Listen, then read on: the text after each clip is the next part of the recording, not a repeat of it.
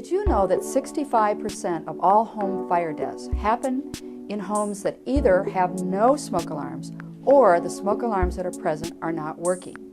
You need working smoke alarms in your home to give you an early warning to get out in a fire.